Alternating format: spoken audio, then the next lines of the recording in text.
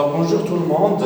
Alors on va commencer la première partie du mouvement des satellites et des planètes. Alors vous voyez, on va commencer un peu de culture générale, tout ce qui concerne les repères d'études et les lois de Kepler. Cette première partie concerne les lois de Kepler et les repères d'études. Alors comme vous voyez, on va commencer par le repère, ce qu'on appelle le repère héliocentrique. Le repère héliocentrique se compose de deux mots. Il y a un centre et hélio. Hélio, c'est-à-dire c'est le soleil.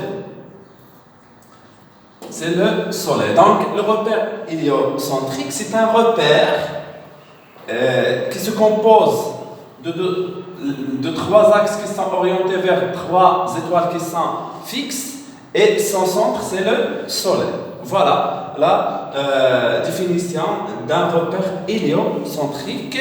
Il est utilisé pour étudier le mouvement des planètes autour du soleil. Alors on passe au repère géocentrique.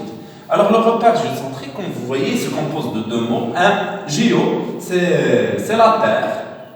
Et centrique, c'est de centre. C'est-à-dire le centre de ce repère, c'est bien sûr la Terre. Alors vous voyez, le repère géocentrique, c'est un repère dans le centre et la Terre. Et les trois axes sont orientés vers trois étoiles considérées fixes.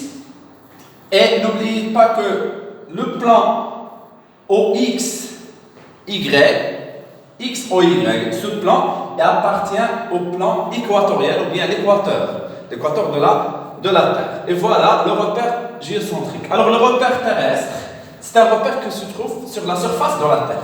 On peut considérer, voilà la surface, voilà un repère terrestre, voilà un autre repère, voilà, et voilà. Ces repères sont tous considérés des repères galiléens pour qu'on puisse appliquer la deuxième loi de Newton.